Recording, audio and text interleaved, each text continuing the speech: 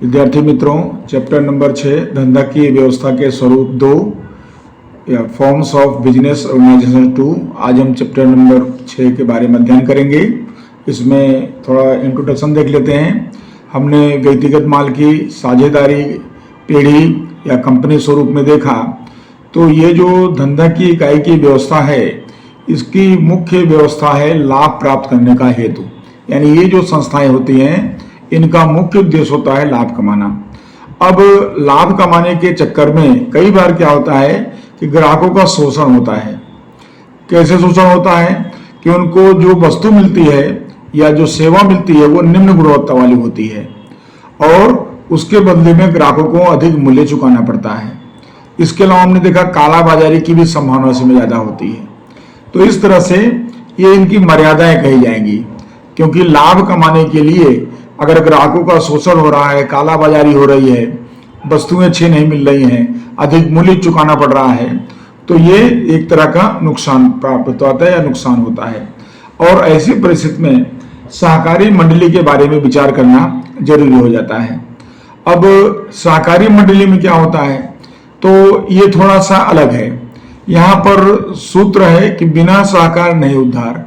एक सहकार की भावना से खड़ी की जाने वाली मंडली होती है। दूसरा, इसमें ऐसा मानते हैं कि भाई प्रत्येक सभी के लिए तथा सभी प्रत्येक के लिए, each for all and all for each. तो ये जो सूत्र हैं, ये सहकारी मंडली के लिए उपयोगी हैं और इसी आधार पर सहकारी मंडली की रचना की जाती है। अब हम समझते हैं सहकारी मंडली, जिसको हम कहते हैं कोऑपरेटिव सोसाइटी, तो इसके बारे में समझते हैं।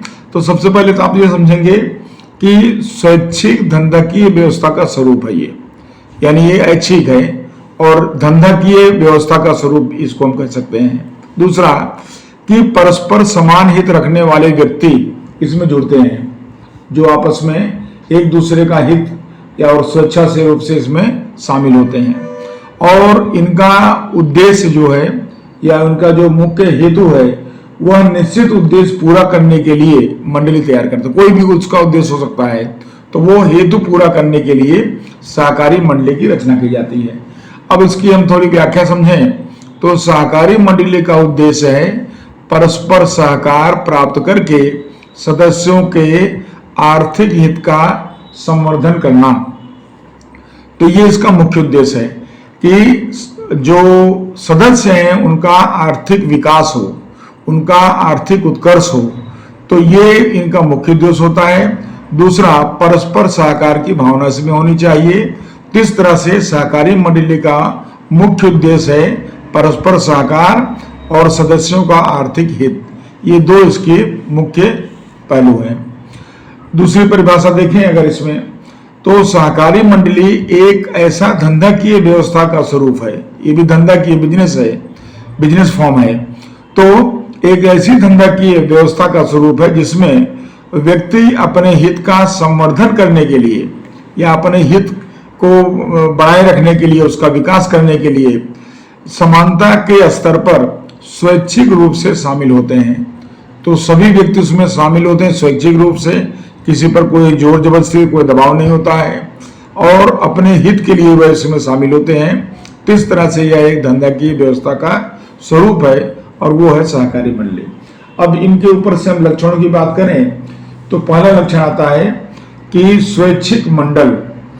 तो स्वैच्छिक रूप से शामिल हुए व्यक्तियों का समूह है, इसलिए समानता के आधार पर व्यक्ति मंडल में शामिल हो सकते हैं। तो ये मंडल कैसा माना जाएगा? स्वैच्छिक, क्योंकि लोग इसमें अपने स्वैच्छिक रूप से शामिल हो सकते हैं और समानता का आधार इसमें मुख्य होता है।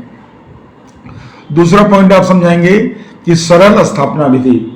अब यहाँ आपको ये बताना है कि कंपनी की तुलना में सहकारी मंडली की स्थापना बहुत सरल है। आप कंपनी की स्थापना करिए, उसकी अपेक्षा जो सहकारी मंडली है, इसकी स्थापना विधि बहुत सरल है। इसमें कम से कम 10 व्यक्ति मिलकर सहकारी मंडली के कानून के अंतर्गत सहकारी मंडली के रजिस्ट्रार के सम्मुख या रजिस्ट्रार के सामने मंडली का पंजीकरण करवा सकते हैं। तो रजिस्ट्रार के सामने कितने कम से कम बताना है आपको? 10। तो 10 व्यक्ति कम से कम मिलकर के सहकारी मंडली के कानून के अंतर्गत रजिस्ट्रार के सम्मुख जाकर के अपने मंडली का पंजीकरण करवा सकते हैं। और पंजीकरण होते ही मंडली को कानूनन एक अलग अस्तित्व प्राप्त हो जाता है। तो इस तरह से इसकी स्थापना विधि बहुत ही सरल है। तो 10 व्यक्ति ध्यान रखना, और रजिस्ट्रार के सम्मुख इसका रजिस्ट्रेशन होता है, और रजिस्ट्रेशन होते ही एक अलग व्यक्ति का इसका जो है दर्जा प्राप्त हो जाता है। उसके बाद तीसरा है सदस्यों की समानता। सहकारी मंडली में समान अधिकार ये मुख्य स्थान पर होता है, और सबको समान अवसर भी मिलता है। इसमें पूंजी विनियोग या किसी अन्य कारणवश सदस्यों के बीच कोई भेदभाव नहीं किया जाता है। तो इस वजह से सदस्यों की यहाँ पर समानता की बात बनी रहती है। तो ये इसका सबसे महत्वपूर्ण लक्षण है। उसके बाद है अलग व्यक्तित्व। सहकारी मंडली जब पंजीकरण हो जाती है तब उसके सदस्यों से अलग कानूनन एक व्यक्ति या एक व्यक्तित्व प्राप्त होता है, और सदस्य पद की प्राप्ति या सदस्य के अंत में या सदस्य पद के अंत में उसके अस्तित्व का कोई प्रभाव पड़ता नहीं है। कोई भी सदस्य बने, कोई भी सदस्य उसमें से निकल कर बाहर जाए, लेकिन इसका एक अलग व्यक्तित्व अपना बना रहता है। जो भी कंपनी या जो भी मंडली की स्थापना होगी वो अपना एक अलग व्यक्तित्व बनाकर रखेगी। अब आता है महत्वपूर्ण पॉइंट है प्रजातांत्रिक व्यवस्था। तो मित्रों, यहां पर आपको समझाना है कि सदस्यों द्वारा चुने गए प्रतिनिधि मंडली का संचालन करते हैं। जैसे हमारा देश प्रजासत्ताक देश है, यहाँ भी हमारे द्वारा चुने गए नेता देश का संचालन करते हैं। उसी तरह से यहाँ मंडली में भी बताना है कि जो सदस्य होंगे उनके द्वारा चुने गए प्रतिनिधि मंडल इसका संचालन करते हैं मंडली का। और कंपनी में प्रति अंश मताधिकार होता है। आपने जितना जैसे शेयर खरीदा है, अंश खरीदा है, उसके आधार पर। परंतु सहकारी मंडली में प्रति सदस्य मताधिकार होता है, एक एक सदस्य का। और सहकारी मंडली में पूंजी नहीं बल्कि मानव को महत्व दिया जाता है। आपने कितना पैसा लगाया, कितने आपका धन लगाया, उससे कोई महत्व नहीं है। व्यवस्था समिति के चुनाव में कोई भी सदस्य उम्मीदवारी कर सकता है। कोई भी संचालन में भाग लेने के लिए अपनी उम्मीदवारी बता सकता है, संचालन में भाग ले सकता है। कंपनी स्वरूप की तुलना में मंडली में सही रूप से प्रजातांत्रिक संचालन होता है, यानी कंपनी से थोड़ा इसका हिसाब अलग है। और इस वजह से हम कह सकते हैं कि सहकारी मंडली को प्रजातंत्र की प्रशिक्षणशाला भी कहते हैं। ध्यान रखिएगा, प्रजातांत्रिक व्यवस्था के अंतर्गत सहकारी मंडली को प्रजातंत्र की प्रशिक्षणशाला भी कहा जाता है, क्योंकि इसके अंदर जो हमको मंडली का संचालन जो हम करते हैं सदस्यों का चुनाव करके, उससे हमको जो एक तरह से इसके अंदर प्रशिक्षण मिलता प्राप्त होता है। तो ऐसा हम बता सकते हैं। छठा पॉइंट है सेवा का मुख्य उद्देश्य। अब आपको यहाँ बताना है, यहाँ लाभ कमाने का उद्देश्य नहीं होता है, यहाँ पर सेवा का इनका मुख्य उद्देश्य होता है, मुख्य हेतु होता है। तो सहकारी मंडली का मुख्य उद्देश्य सदस्यों की सेवा करना। लाभ का उद्देश्य यहाँ पर गौण होता है। सेवा के उद्देश्य से आर्थिक उन्नति करना होता है। सदस्यों का जीवन स्तर अच्छी तरह से या व्यवस्थित बन सके और स्वावलंबी जीवन बन सके, इस तरह से प्रयत्न सहकारी मंडली में किया जाता है। उदाहरण के रूप में ग्राहकों की सहकारी मंडली का उद्देश्य सदस्यों की अच्छी गुणवत्ता वाली वस्तुएं उचित दाम पर उपलब्ध कराना मुख्य इसका हेतु होता है। तो सेवा का इसका मुख्य उद्देश्य आप समझा सकते हैं। अब आता है लाभ का उचित वितरण। मुख्य उद्देश्य सेवा का होने पर भी यहाँ पर आय में अगर वृद्धि हो रही है तो ऐसे लाभ को मंडली के सदस्यों में कानून के अंतर्गत रहकर डिविडेंड, जिसको हम ब्याज कहते हैं, तो डिविडेंड के रूप में वितरित किया जाता है। बाकी बचे हुए लाभ को सदस्यों या समाज के कल्याण के लिए उपयोग किया जाता है। तो आपको ध्यान रखना है कि आय की जो यहाँ वृद्धि होती है उसका दो उपयोग है। पहला, सदस्यों में डिविडेंड के रूप में वितरण करना, जिसको हम ब्याज कहते हैं, और बाकी बचा हुआ लाभ सदस्यों या समाज के बीच में कल्याण का कोई भी काम हो उसके लिए उपयोग किया जाता है। आठवां पॉइंट है अंश का अल्प मूल्य। अब सहकारी मंडली का अंश का मूल्य कम होता है और कम आय वाले व्यक्ति भी अंश खरीद करके मंडली के सदस्य बन सकते हैं। अंश यानी शेयर, तो उसका हिस्सा जो है वो 10 रुपए का होता है, 100 रुपए का होता है, 50 रुपए का, तो कम से कम होता है। तो एक आम आदमी भी उसको खरीद करके सदस्य बन सकता है। कई बार अंश की रकम एक साथ चुकाने के बजाय हफ्ते हफ्ते चुकाने की भी सुविधा दी जा सकती है। तो जैसी व्यवस्था हो वैसा व्यक्ति चुका करके और अंश खरीद करके मंडली का सदस्य बन सकता है। उसके बाद है प्रति सदस्य मताधिकार। अब यहां पर आपको ध्यान रखना है कि जो सदस्य बन गया मंडली में, वो चाहे कितनी भी संख्या का अंशधारक हो, एक ही मत दे सकता है। ऐसा नहीं उसके पास बहुत सारा अंश है, बहुत सारा शेयर है तो ज्यादा मत दे सकता है। उसको जितना कम से कम अंशधारक का अधिकार है उतना ही अधिक से अधिक अंशधारक का भी अधिकार है। तो एक ही मत वह दे सकता है, खास ध्यान रखना। तो प्रति सदस्य एक मत के सिद्धांत के अनुसार प्रतिनिधियों का चुनाव होता है, सदस्यों की समानता तथा भाईचारा बढ़ती है और ज्ञान में वृद्धि होती है। इसके लिए मंडली परिषद प्रशिक्षण कक्षाओं का आयोजन भी करती है ताकि लोगों के ज्ञान में वर्धन हो, उनके ज्ञान में वृद्धि कराई जा सके। अब आता है इसके बाद अगला पॉइंट है और ये है पॉइंट नंबर 10।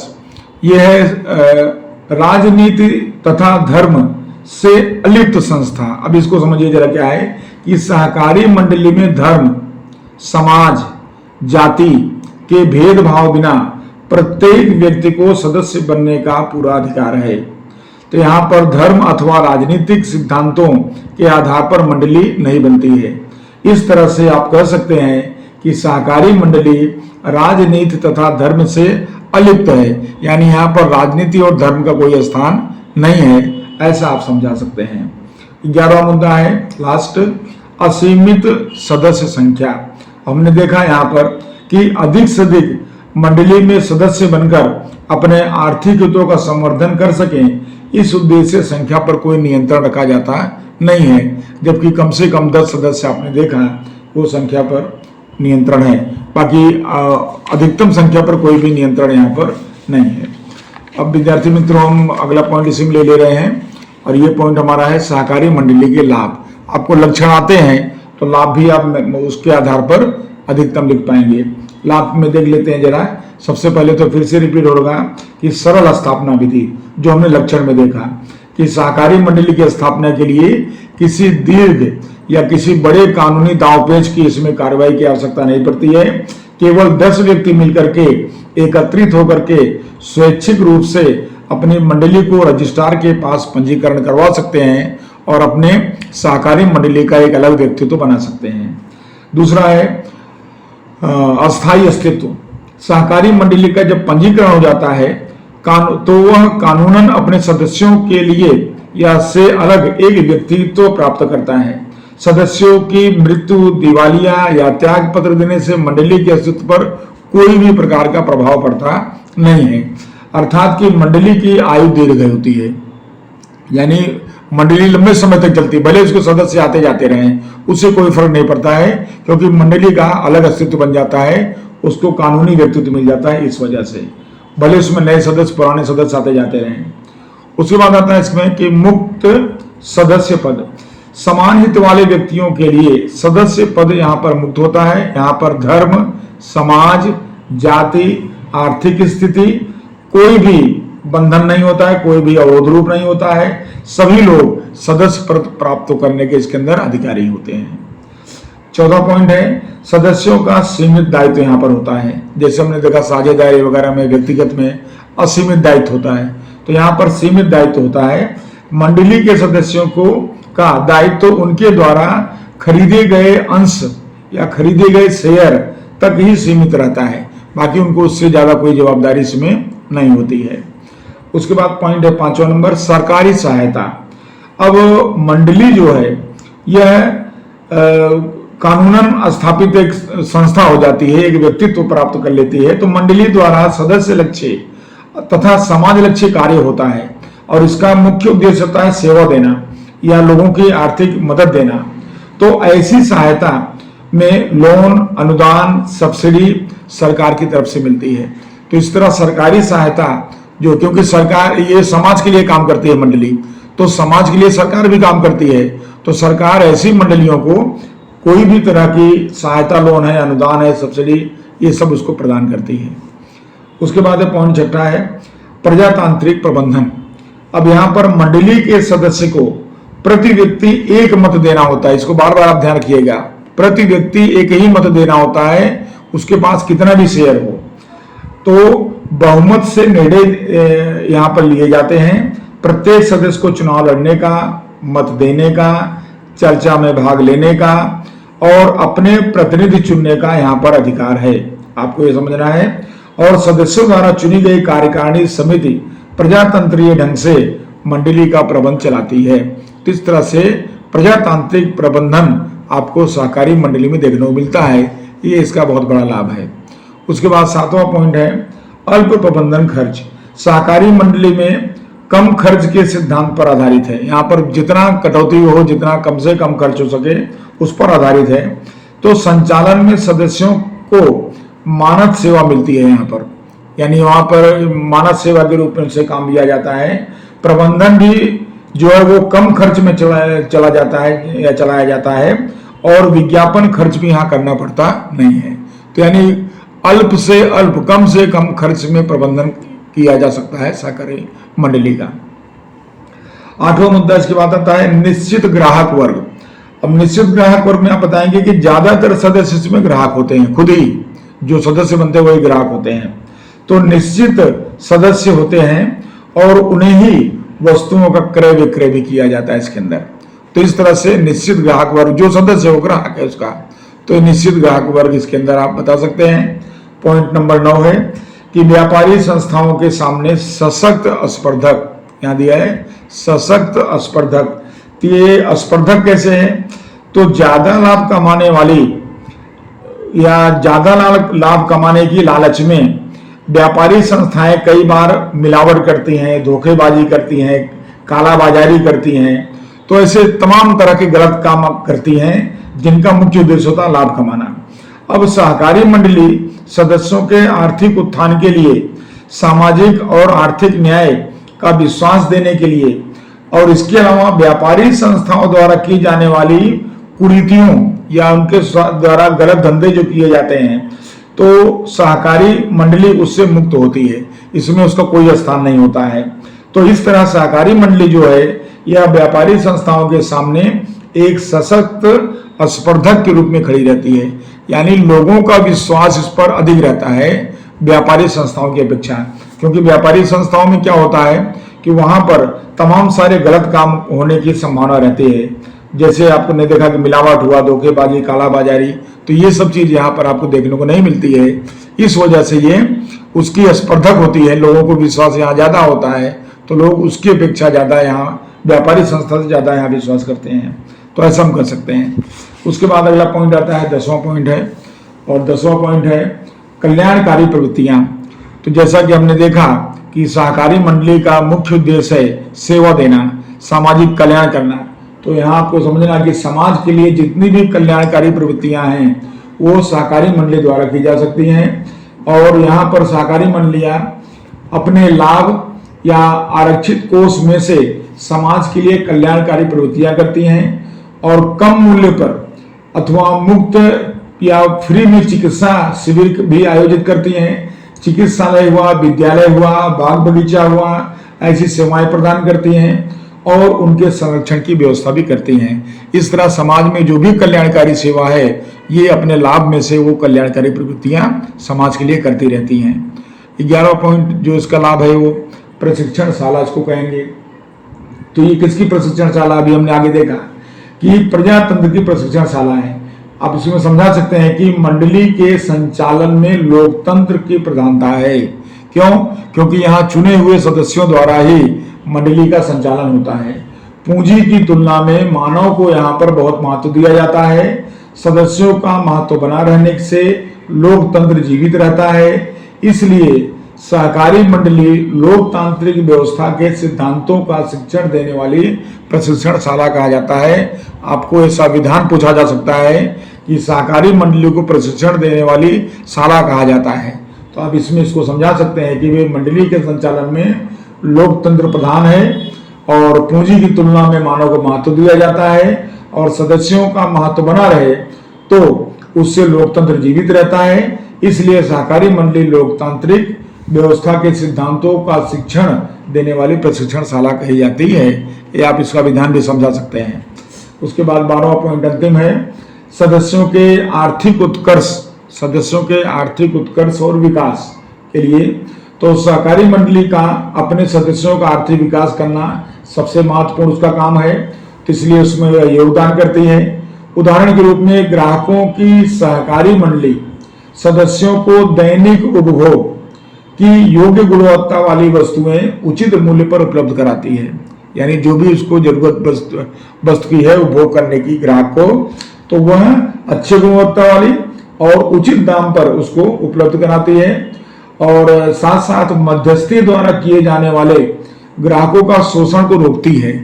जो बीच में मध्यस्थी होते हैं, एजेंट होते हैं, तो उसको भी रोकने का काम है।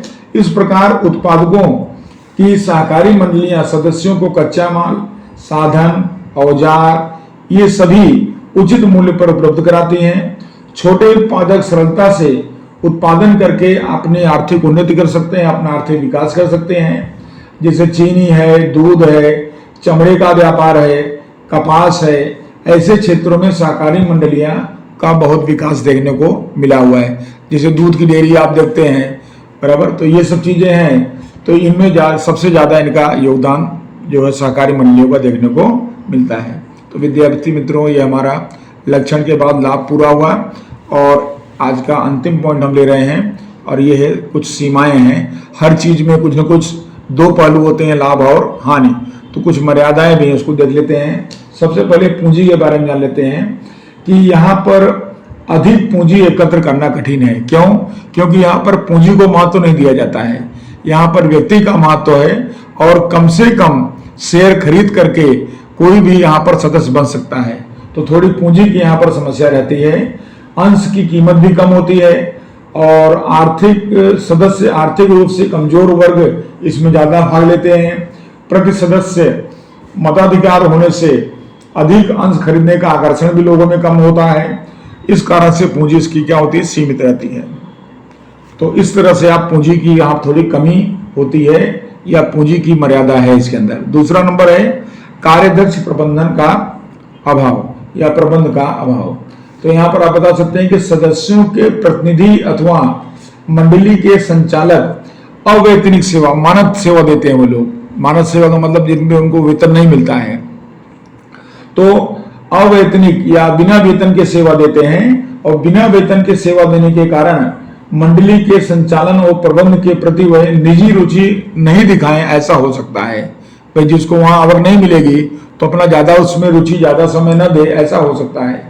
इसके अतिरिक्त उनके पास विशिष्ट ज्ञान, धंधाकीय अनुभव और समय का भी अभाव होता है।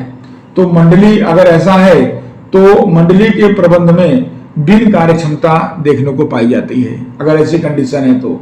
इसके अलावा कई बार गुटबंदी हो जाती है, तो उसमें दो जो ग्रुप बन जाएंगे, 3 ग्रुप बन जाएंगे, तो गुटबंदी हो जाती है। और निजी हित के कारण कई बार गलत प्रबंध भी सर्जन हो जाता है। तो इस तरह कार्यदक्ष प्रबंधन का अभाव यहाँ पर देखने को कई बार मिलता है, ज्यादातर नहीं लेकिन कई बार ऐसा बन जाता है।